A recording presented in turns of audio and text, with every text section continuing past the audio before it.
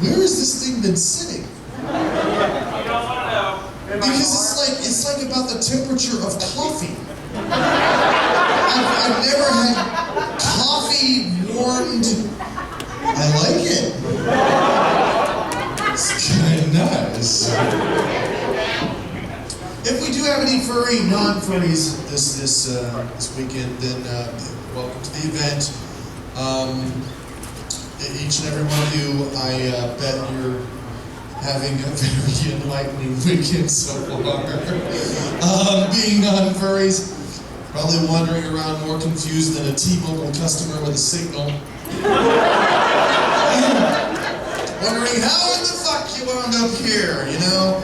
Come to the FurCon, they said. Dragon dildos are a myth, they said. And you believed that shit. You know, this is where we get to have fun with you guys, honestly. It's just innocent fun. This is where we get to send you home with that look on your face like, you know, you've seen things. You know? Hey, Derek, how'd you like the FurCon? Seen some shit, man. Wasn't pretty. You get PTSD, people turn on the Cartoon Network and you jump behind the couch and start throwing imaginary glow sticks at nobody. You know? That's it.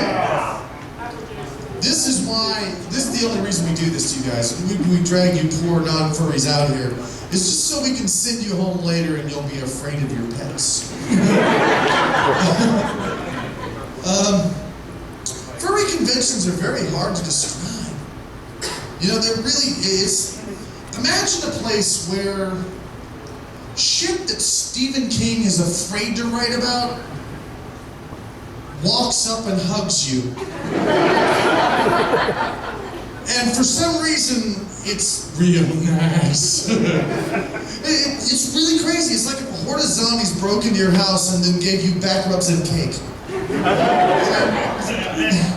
I like this, but it feels like God hates me now.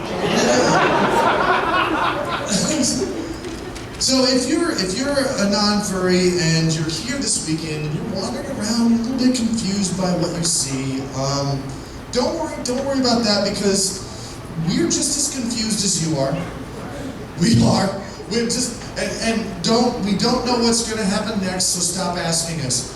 Non-furry's like, so what's going to happen now? We don't know. We have no. For all we know, T-Rex Jesus could crash through the ceiling, drop a handful of Bibles and Skittles on us, and then jetpack back to Venus doing the Harlem fucking Shake. We don't know. It's happened before. We have no idea.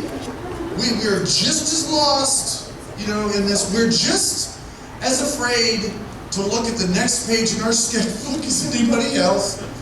You know, it's like, oh, well, it's a pony. That's real nice. Uh-oh, pony building a barn. It's nice. And this, whoa.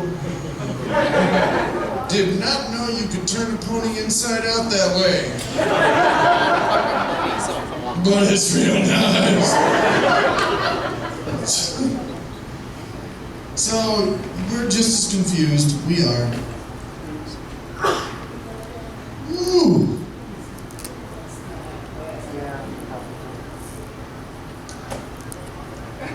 That is scratching. So yeah, we're just as confused as any non-furry. And if it doesn't seem like we are, it's just because furries are used to being confused. We spend our whole lives confused. Age 0 to 10, we're confused about how to open our pudding cup while we're watching cartoons. Age 10 to 20, we're confused why we still like cartoon characters. Age 20 to 30, we're confused because some of those cartoon characters start liking us back. Age 30 to 40, we're confused why no one wants to hang out with us just because we're wandering around in cartoon animal suits. Age 40 to 50, we're confused how we spent so much time wandering around in cartoon animal suits and didn't get thrown away somewhere. Age 50 to 60, we're confused about why we spent our whole life confused about cartoons and pudding. And age 60 to 70, we're confused about how to open our pudding cup while we're watching cartoons. That's it! That's our entire life!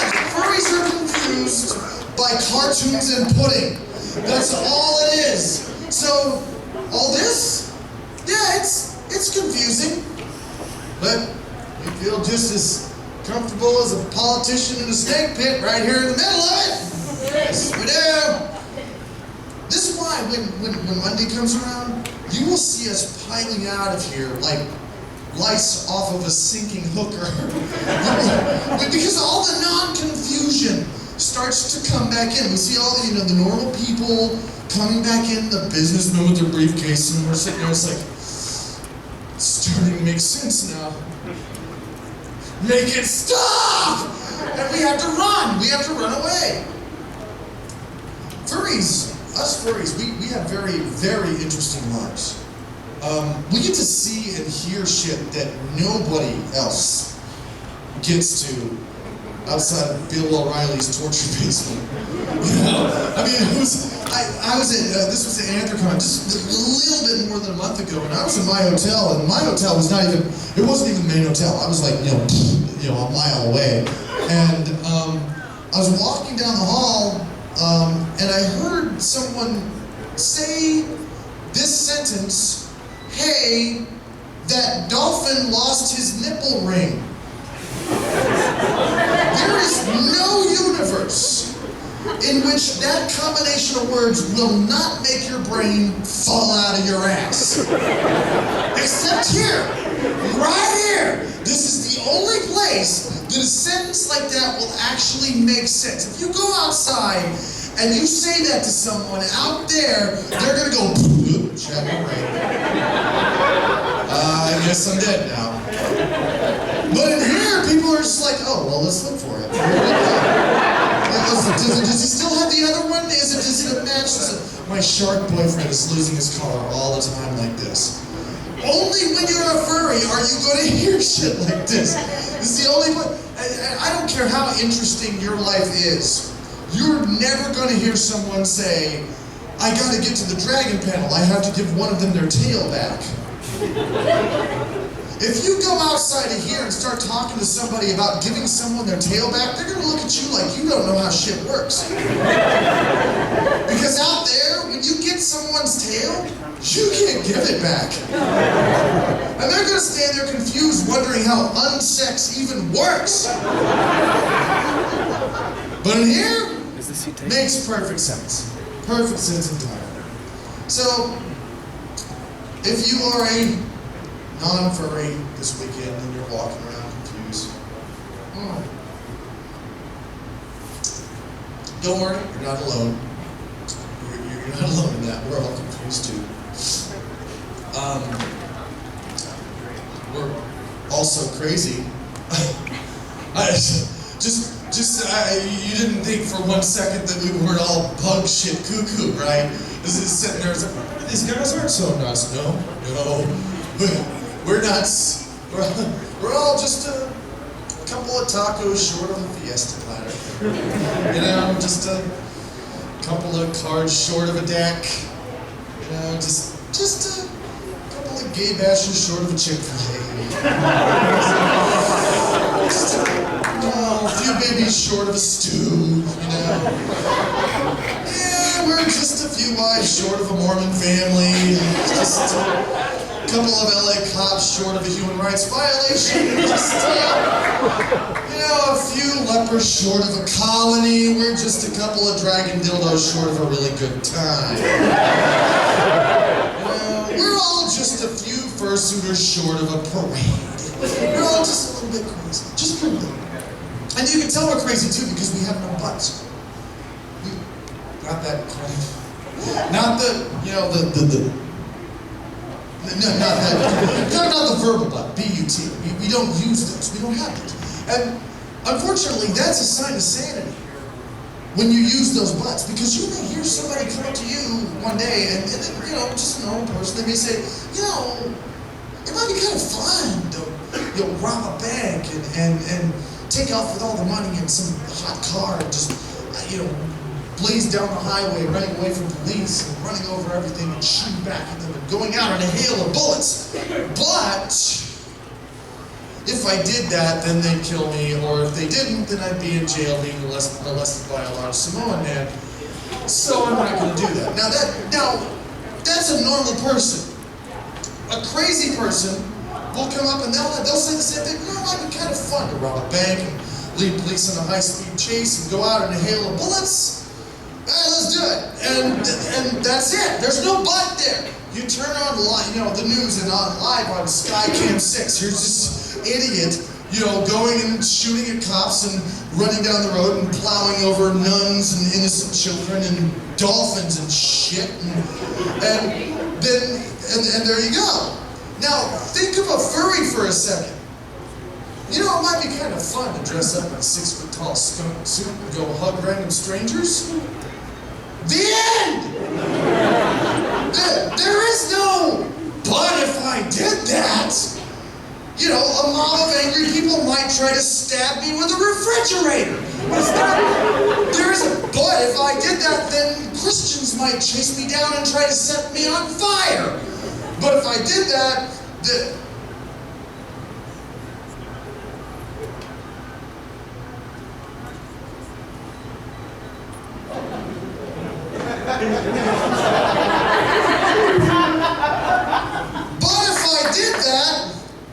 then all the real skunks might think I'm Skunkzilla and build tiny tanks to come up and blow me up.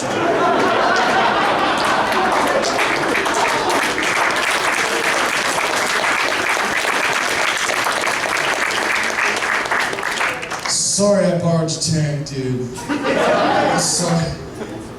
This is how you can tell we're crazy, because we don't use those butts. Well, that and because we completely, totally, and fully admit it.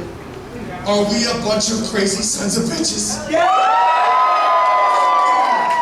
Fuck yeah! So, but, my non-furry friends, do not worry, because you are in good hands. Because when you are in a fandom that rejects the use of the word but, that means that you're never going to hear sentences like, I would love to donate to charity, but I don't have the time. I would love to help out this stranger, but I don't know him. I would love to consider this guy equal, but he's a different race than I am. You're not going to hear that. And of course, I would love to bring my non-furry friend to the con, but he might not fit in. You will never hear that here. You're not going to hear that in our fandom because we don't use those butts. And that's the beautiful thing about it.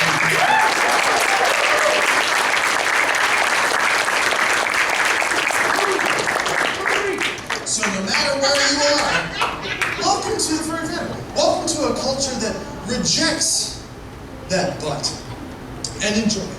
Because no matter where you are in the world, as long as you're with us furries, the only thing you're going to hear is, screw those big butts. I may have said that wrong. You do hear that from behind some of the hotel doors occasionally. Let us put this on. Just in case it decides to shoot me. Put it on the table. Little tank. Another thing for the table. Tiny tank! It's so cute! Tiny tank. There are little people in here. And they're going to go and destroy other little people. And is this an American tank? This is a Tiger tank? This is a German tank? What kind of tank is this? This is a T-34. What country did this come from? Okay, so this is Russia, and this is Germany. So there's little Hitler people in here.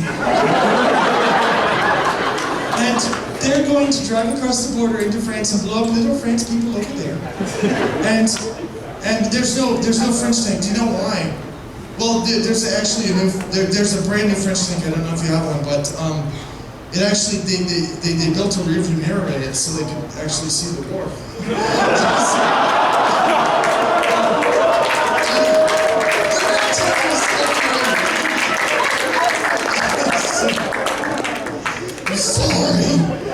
Sorry, anybody here from France? I doubt it. Although I did hear there was a German here tonight. I heard there was a German here this weekend. Panzer. Es ist ein Panzer! So, yeah. So, welcome, furries and non-furries, to my show. My name is Two Griffin. Sometimes they call me Two the Red Griffin. I should have said that earlier in the show. But, so anyway, bit of a warning. I'm pissed that I even have to do it, but bit of a warning here. I am an adult comic. I'm here for adults. If you are the kind of person who believes it's the responsibility of everyone around you to make sure that nothing in your environment takes you out of your comfort zone, if you're the kind of person who gets triggered and believes that owes you special rights, you are probably not in the right room. I am here for adults who want to have fun and have a good time and smile. I'm not here to babysit people's emotions. On the other hand, if you're the kind of person that can picture an atheist polar bear made out of chainsaws, slashing his way through a village of tiny Buddhist kitten children, and think, well, that's just all right, then you're probably in the right place. So, and he's farting. The bear is farting because sometimes I tell fart jokes. I do sometimes. He's transgendered. He's a transgendered atheist polar bear made out of chainsaws. So, yeah. The kittens are zombies. Zombie Buddhist kitten children. And this is, so when the polar bear comes by and goes and cuts their head off, then they kind of continue to wander around and go off and vote for Donald fucking Trump. If you can picture that and go and get just a small amount of boner, then you're probably in the right place. So, yeah. And along being welcome to the show, welcome to a brand new America where anyone can marry whoever the fuck they want to marry.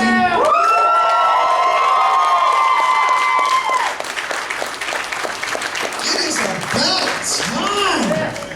Oh my gosh. I'm waiting for that for a long time. For the first time in the United States, every gay person in America has just as much right to be miserable as everyone else. You know? I didn't think, being real with you right now, I didn't think that I would see this day. I knew it would happen. But I thought I'd be long dead before this kind of thing happened. And I'm so glad I got to see it in my life. I will never forget the day that I walked downstairs, I turned on my computer, and I thought Rainbow Dash had a period all over my internet. This is like, and of course, the best part were these really butthurt religious people that were sending in tweets by the billions. It's like, that's it, America's gone to hell. Getting the wife and kids and moving to Canada. Okay, Canada's had gay marriage for 10 years now. Just going to the same place with better maple syrup. Might as well get used to it, there's no place you can run anymore. You can run, but you cannot hide from the Twinkle Fairy Revolution. It's coming to get you. There's no place you can go anymore. Not here, you can't go to Canada. Mexico has gay marriage. Most of South America has gay. Europe, forget it. Germany, France, England, Ireland just went, they went rainbows like what, about 8 months ago or something like that? Yeah, there's no place you can go. So it's, we'll find a place to go where you homosexuals can't destroy our families. It's like, yeah, well, have fun in Kazakhstan, asshole. So, but the fun part, the extremely fun part is going to happen after I'm dead. And I wish I could see it, but I'm not going to be able to. It's going to happen when a lot of you younger people are going to be older than I am now. And because historians at one point are going to be very, very interested in what it was like that day that marriage equality happened, and they're going to come to you and they're going to ask you. You're going to be old as hell in a wheelchair, and they're going to bring their cameras and their recorders, and they're going to say, "So what was it like? Do you remember the experience on that first day that equality, marriage equality came to the United States. Rainbow Dash And and red box. You're gonna sit there and say, oh,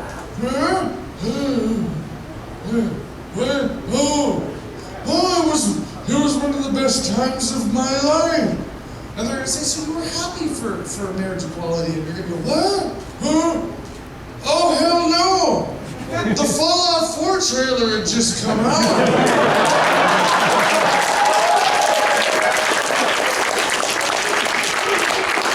I remember seeing some rainbows on Twitter or something, but we all just wanted to know what the fuck was in Vault 111. You will do it. You will see this. You will do it. I mean, look, I gotta put my glasses down so I can see. Oh, God, who's here? Who do I know is here? There's some puppies. Oh, Blue! Blue lights for you. God. Oh, there's tall puppy. Big puppy is over there. I love big puppy. Where's Uncle Coggy? Is he in here? Is he okay? No, I mean, it's like, seriously, did anybody see him laying in the hall or anything? Is he... We just got done with 2 panels. Okay, so he's fine. Give it an hour. I've been really, really concerned about Uncle Kage's health lately. And the reason why is because we have this curse. I don't know if you knew about this. Whenever he gets injured or sick, I'm next. I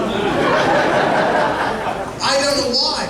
This is just, it's just the way it happens. It's happening, and I just want to know when I have to put my doctor on speed dial. That's all. This started years ago. Years when we first met. He got kidney stones. I had heart failure. He went half blind in one eye. I fell down the stairs and broke my foot. He got nerve damage in his back.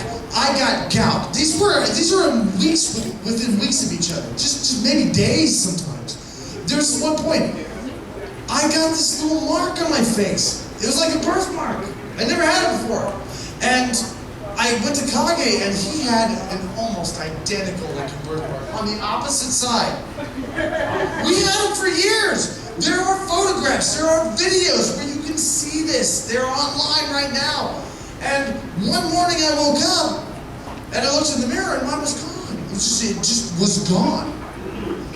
And the next convention that I went to, which happened to be in IFC, where I saw him, I was going to go and brag that mine was gone. His had vanished too. I'm not asking. Please, go ask him. I'm not making this stuff up. So this is why when people come to me and they're like, hey, did you hear what happened to Kage? I'm like, oh, fuck. Because I just, it's purely selfish on my part. You know, I just want to know what's going to happen to me because I know that one day, you know, his arm's going to fall off, and 2,000 miles away, my nuts are going to explode.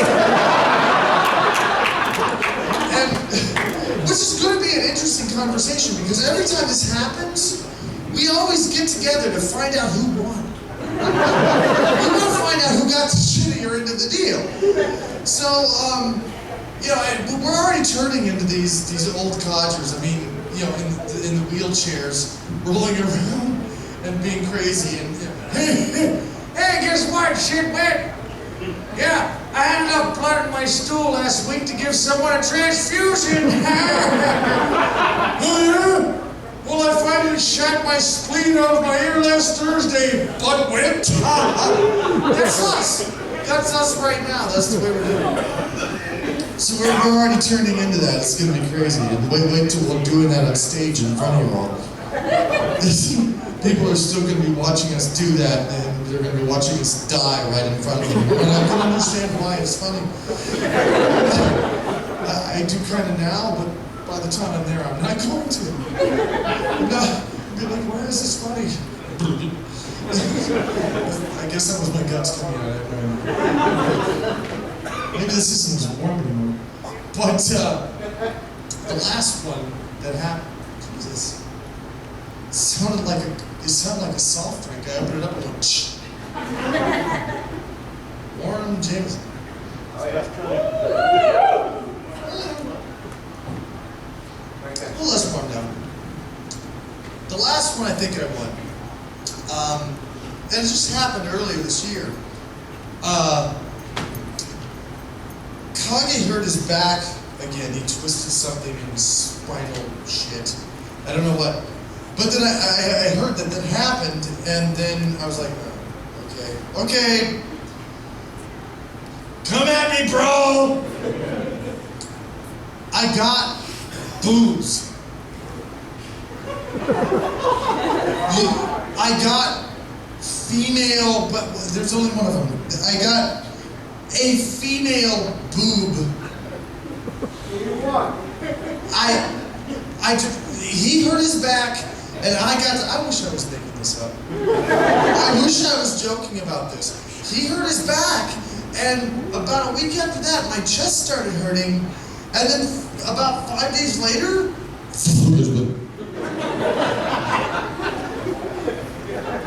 I named him Herman. He was Herman the Hooter. And he woke me up. Because I was like, I rolled over and it was like, you gotta be shitting me. I was expecting to fall out of a window. And when I heard that he hurt his back, I was expecting to go deaf in one ear or lose my kneecap in a cheese grating accident. I did not expect suddenly boom. That was not even on my fucking radar. So I went to the doctor.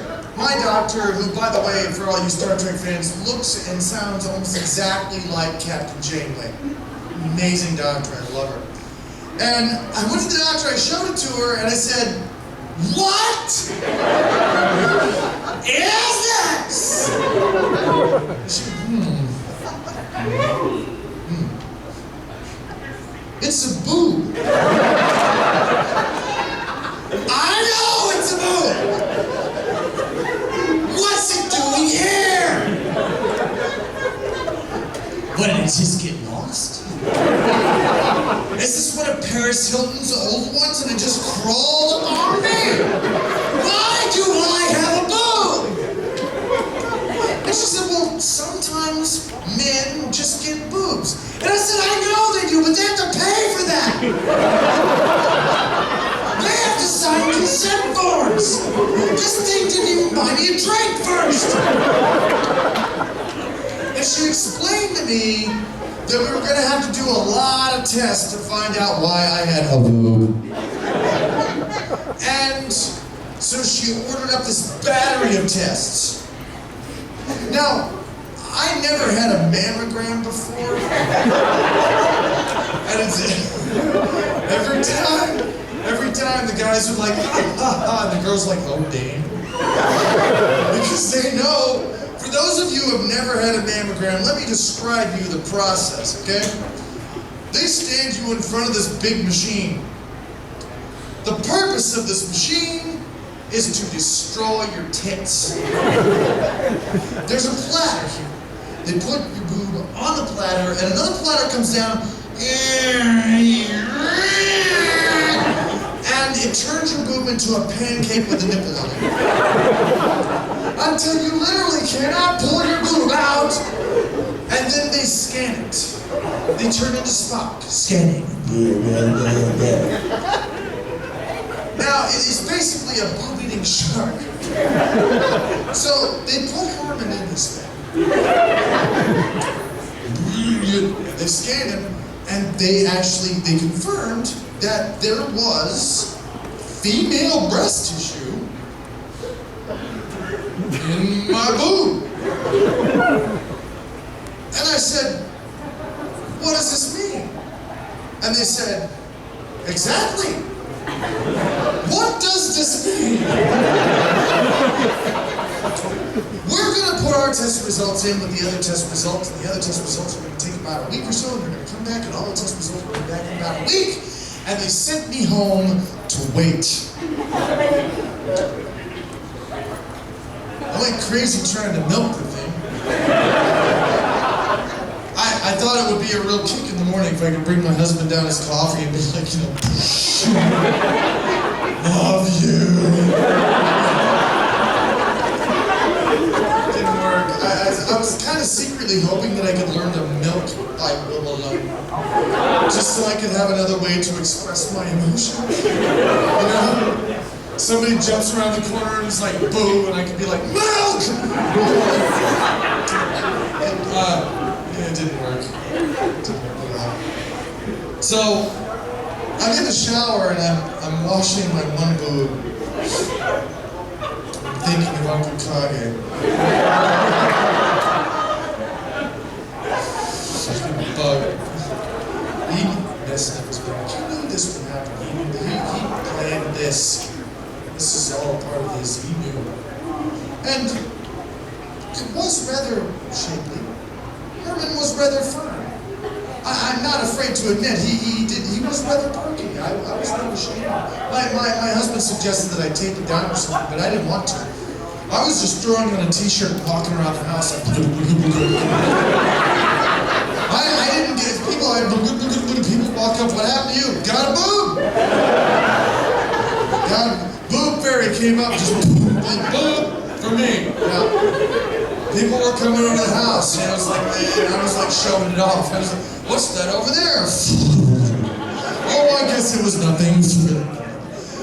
And I learned that I realized that guys would make terrible girls.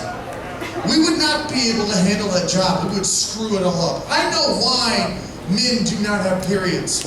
Because if we did, we'd be going, hey, Bill, watch this, I can make a skull.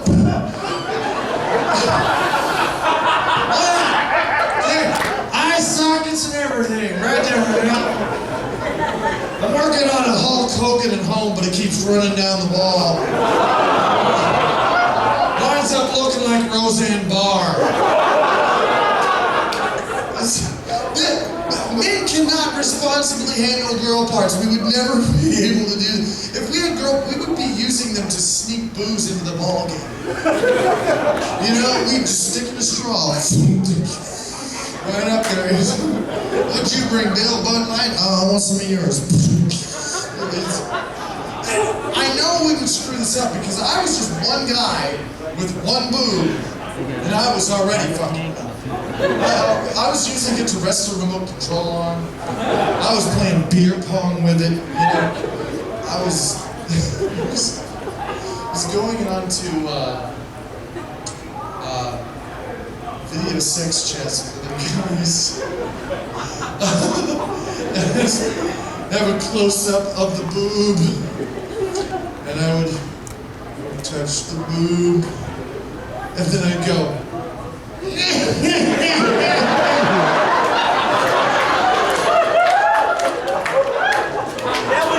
People were having reverse orgasms. I saw they were like, sucking their pants back up in there.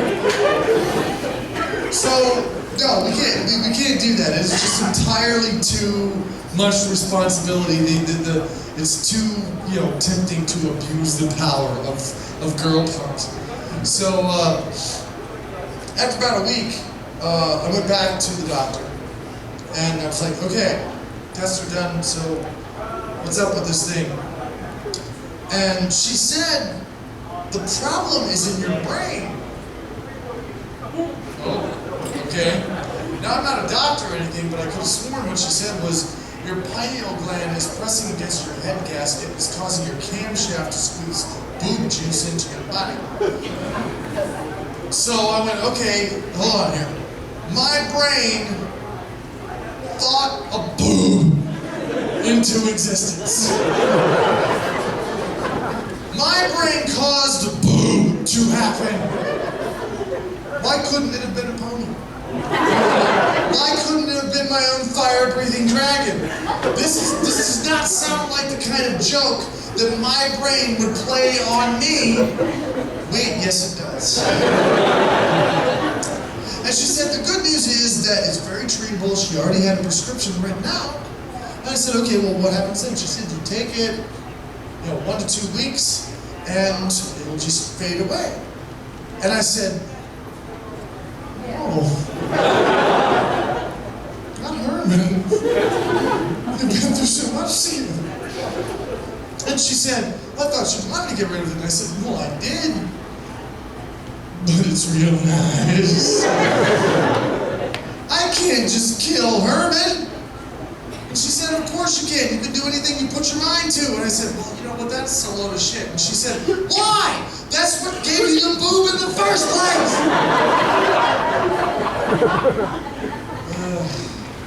So,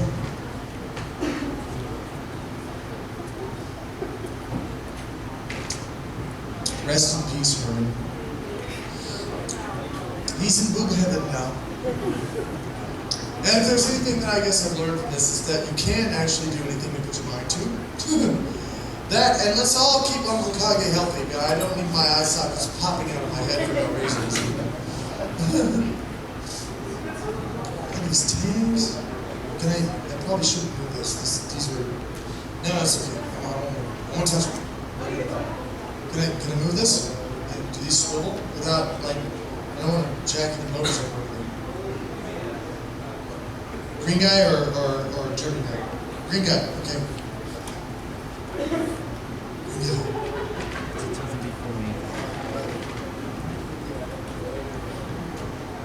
Oh, he's up. Ooh, his king.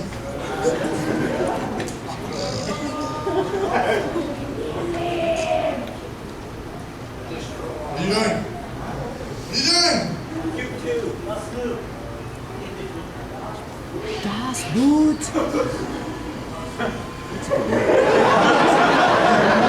That is aimed at my nuts. Is there live ammo in there? And for what? Oh. It's IRL, so these two are made to fight each other. Okay.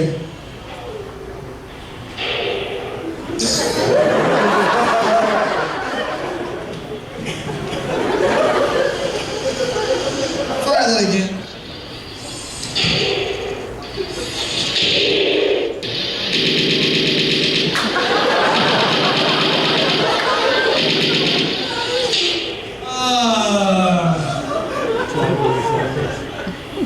If I'd had this thing when I was a kid, I would have fucked it.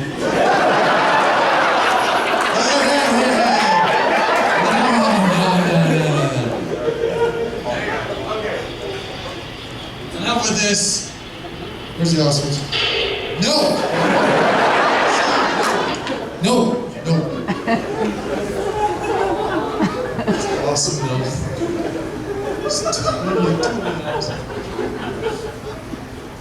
I had a kid come up to me in a chat room the other day, and he said, you know, you talk a lot about, and I could tell that this is exactly what his voice sounded like. I could tell by the way he talked.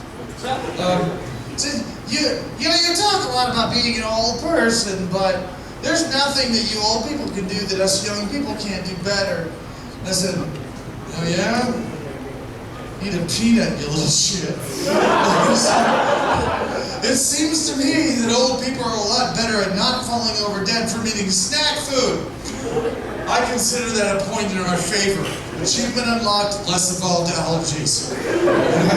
Well, I mean, if you're standing there and you're eating something and the person next to you is eating the same thing and they suddenly turn into an Oompa Loompa and you don't, weren't you doing it better than they were? I would say that you were. But I don't blame anybody, of course, for having a peanut allergy. It's not their fault. They can't help that. This is kind of inconvenient sometimes, though, or annoying. Because if you have one person, and I found this out myself on a flight that did this. If there's one person on an airplane that has a peanut allergy, nobody else can have any peanuts on the whole plane. Because I was there, they made an announcement. They're like, attention, ladies and gentlemen, we have a passenger who has a peanut allergy. We ask that you refrain from eating any peanut products during the duration of this flight. Thank you very much. Okay. That's in it for me. Because I vote we just boot this guy off the plane and have a peanut butter cheesecake fucking circle jerk in Paris.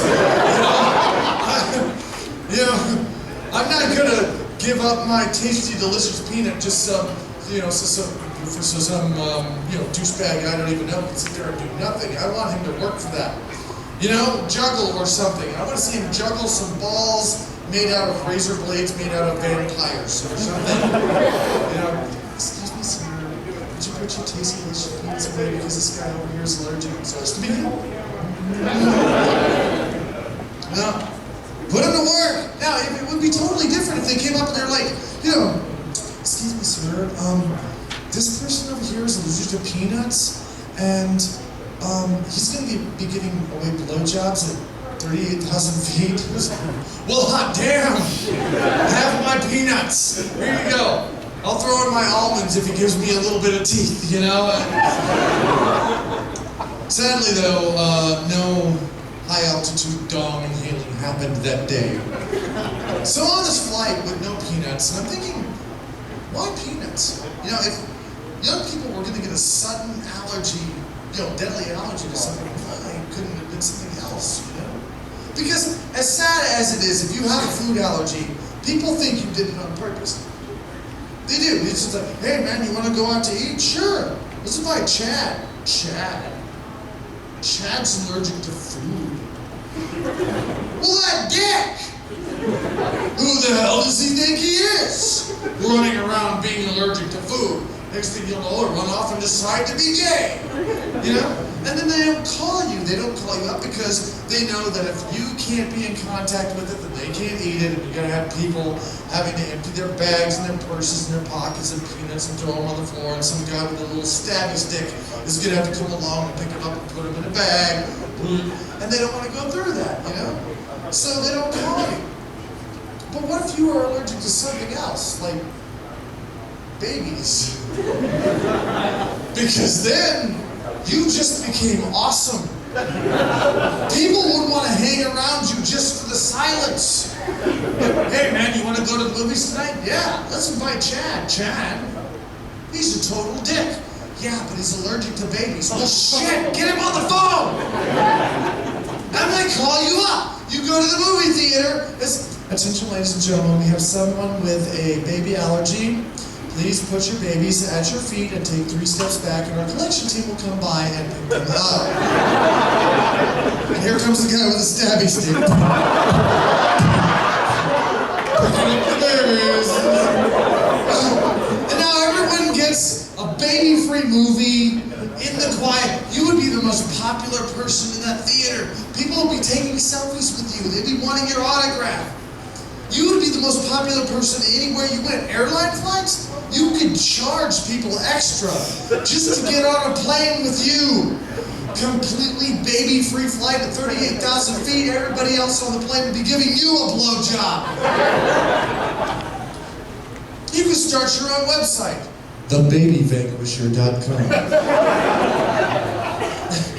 Do you want a peaceful airline flight? Quiet night out with friends? A park bench that doesn't smell like diapers and responsibility? Call the Baby Vanquisher, and for a small fee, we will send a certified allergic escort to follow you around wherever you go, forcing the entire world to drop their babies off into the nearest convenient wood chipper. It's just like having your own baby allergy. You'd be able to get rich just from being allergic to babies.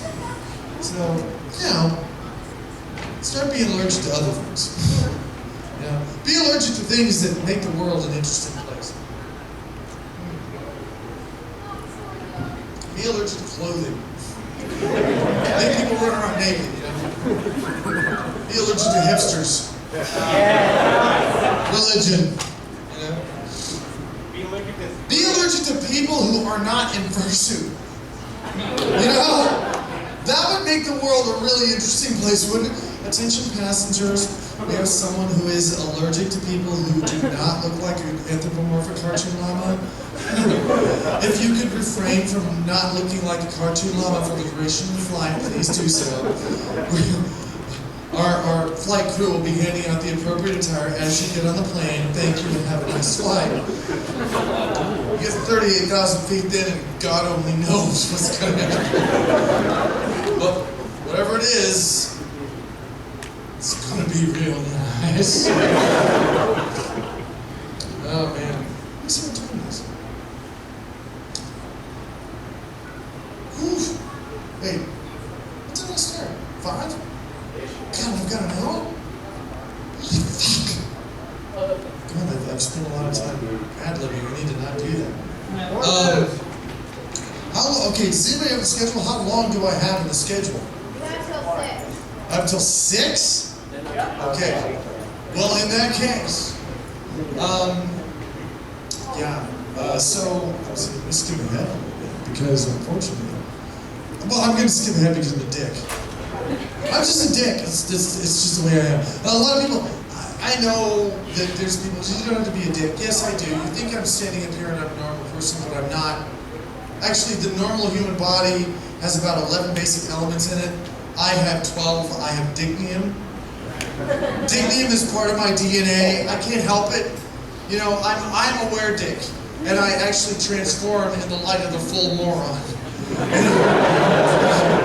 So even if there's no reason that I have to be a dick to someone, I'll have a barbecue. I'll invite people over. Someone will come over, and it's like, yeah, what are your vegan options? Vegan options? Right here, fruitcake, the lawn needs mowed. Bon appetit, bitch! Your problem is you're not hungry enough. When you're ready to rip a chunk out of an elk's ass and eat it with your face, smiling and laughing and dancing around an effigy of endangered animal skulls and praising the elk god for just one little piece of his glorious bouteille, then come back and we'll feed you. And until then, I'm just gonna jizz all over you if you don't mind. And then, I don't know why I said it. I mean, she didn't deserve that. Mom's always been good to me. But it's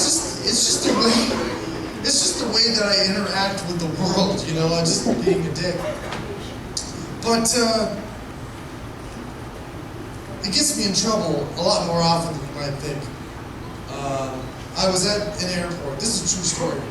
I was at an airport and I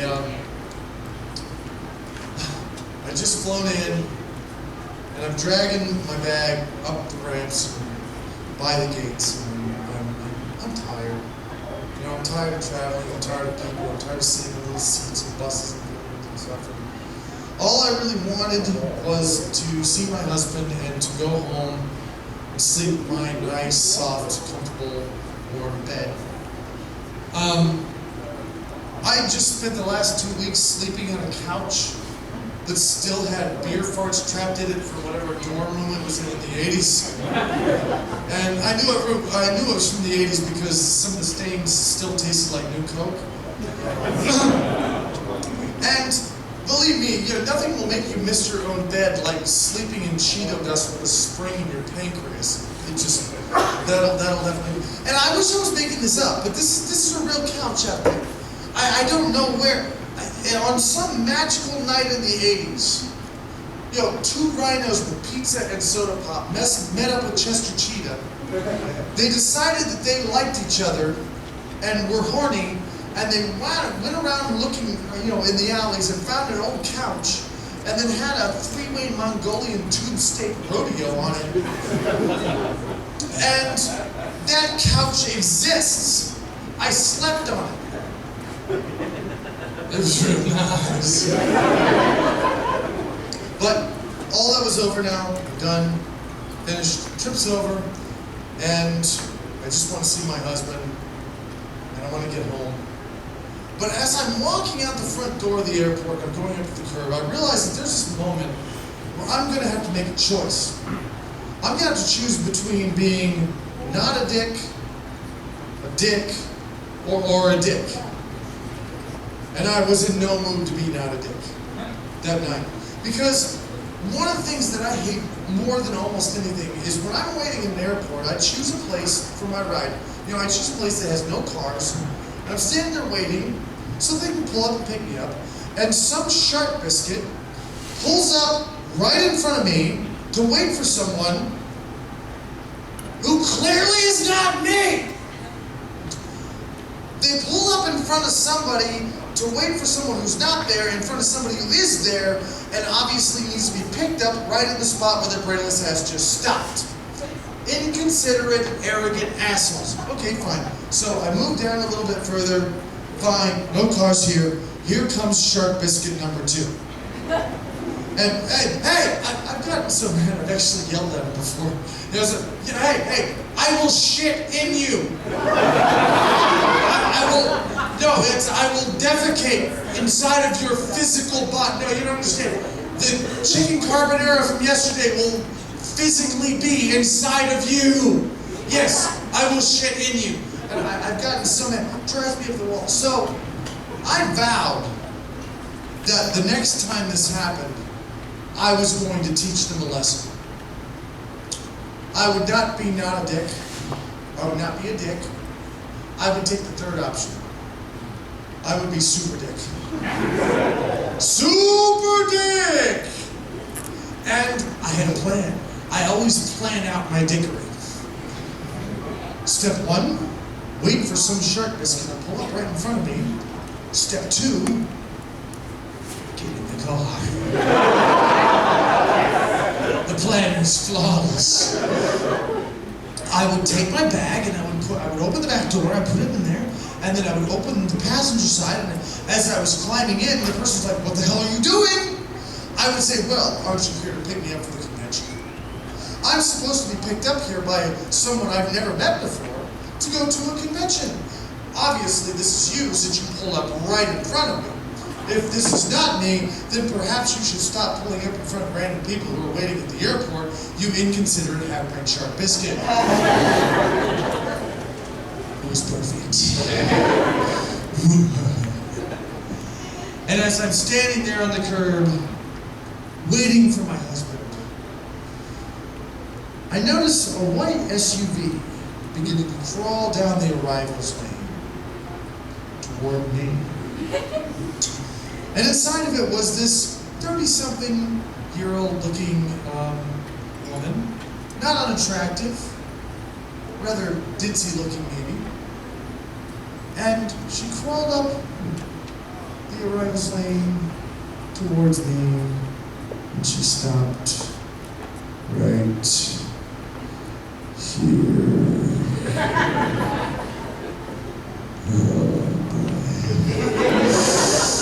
And this was the worst I've ever seen too, because this is a small airport.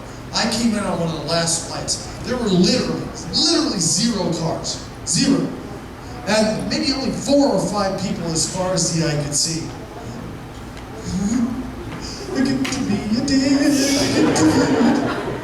So, and this was good for me because I was just about to go home and sleep in my nice, warm, comfortable bed. And I can't sleep through the night unless I've been a dick to someone. So I get to be a dick to someone, my husband picks me up, brings me home to my nice, soft, comfortable bed, and I get to sleep through the night. And it's wonderful, right? So, remember the plan. I picked up my bag, I opened the back door, put it in the back seat, closed the door. I opened the passenger side door.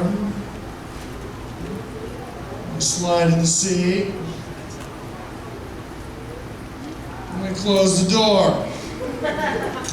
She didn't even notice. She was so busy twirling her hair, playing with her hair in the mirror, she didn't even notice I was there.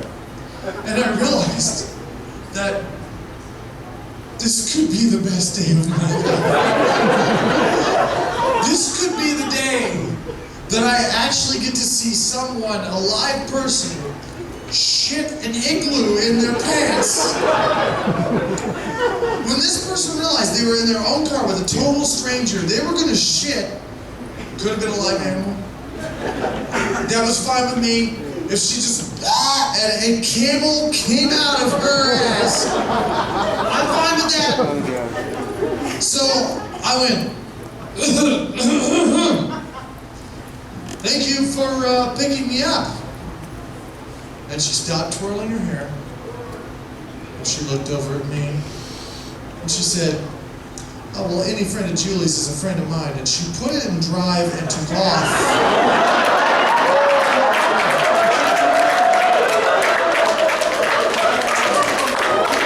This was not in the plan.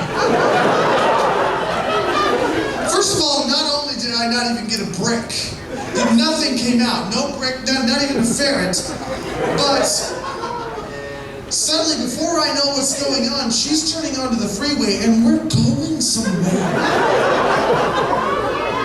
And I realized that I might actually get to see somebody shit an igloo today. And it's gonna be me. So, she turns to me and she says, you know, hon, I know I've never met you and everything, but Julie just goes on and on about how great you are in church group. And I'm thinking, I deserve this. This is a long time coming for me. Karma finally decided to go West Side Gangsta on my ass. It could have been a lightning strike. Human combustion. No, this is it. This is what it is. We gotta get out of this. So, as we're going down the street, the highway, a little light bulb goes on in my head. And I think, maybe there's a way I can get out of this without an actual live camel coming out of my sphincter. And so I turned around and I said, you know, I think Julie booked me at the Hilton downtown. Right? Drops me off, I get out, I take my bag, I wave bye-bye, I go into the lobby, wait, she takes off, not a problem, problem solved. And then she turns to me and she says, oh no, hon, now Julie wouldn't hear of it. She wants you to stay with her at her house, and that's where we're going right now. This, not a part of the plan. And as I'm sitting there, you know, my head is spinning a million miles an hour trying to figure out how to get out of this. And she's trying to talk to me about Julie, and I'm trying to just think. I'm like, so how is Julie anyway? And she said, well, she's pretty good, and you know, considering the recent. And then she leaned over and she put her hand on my knee. And she said, I just want you to know, I think it's wonderful you flying out here for the funeral and all. That's it. I'm going. That's it. I just wanted to be super dick. That's it. That's all I wanted to be. I thought that's all there was. I thought there was not a dick, and super dick, and here I sailed past super dick and went to crowned hyper dick by accident. And I'm not trained for that. What am I gonna do now? I can't pretend like I don't know what's going on. I can't pretend, I can't play stupid anymore. What am I gonna be like, funny thing, I just wanted to get in your car to see you shit a camel. I don't actually even know ya. So if you could just let me off and everything will be great, then yeah. But I couldn't do that. And suddenly I started getting text messages. They're from my husband. Turned out he'd been driving around in circles for the last however long, trying to pick me up, but he couldn't because I wasn't there. He said there was only one person waiting outside there, and it wasn't me. And I went, uh-oh. There's only one person whose ass belongs in this chair, and he's sitting back there waiting at the airport for his ride. What happens when he starts calling around and finding out where his ride is supposed to be? So I'm like, I felt my sphincter quiver and quake. And I knew that I was not going to shit an igloo. I was not going to shit a camel. I was going to shit an igloo with a camel in it. And I thought, I've just got to come clean here. I've got to come clean. I don't care about the consequences. And I turned to her, and I went, and she said, are you thirsty? Because I really might want to pull over and get a drink or something. Do you want a drink? And I was like, yes! I would really like to pull over and get a drink or something! So she pulls off the interstate, she goes to a convenience store, she asks me what I want, and then she goes inside. I jump out of the car, I grab my bag, and I run across the street to a little Motel 6, and I duck into the lobby. To this day, I still have no idea what they think happened. I like to think that it was, spawned some kind of legend about the mysterious ghost traveler who vanished. Ghost dick. But I was safe. I called my husband, told him where I was. He came to pick me up, and finally,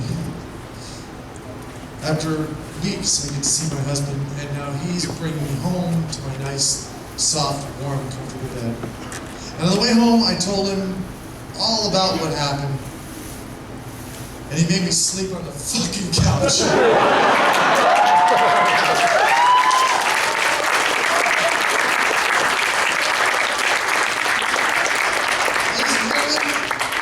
I regret that I'm going to have to leave. I'm a little bit over time. I know that some of you are waiting for a great giraffe. I'm sorry I can't do it tonight. However, I am going to be in an improv show later. Perhaps at that point, do you think? Where's Top Hat? Where's freaking Wall Guy? Drunk in his room?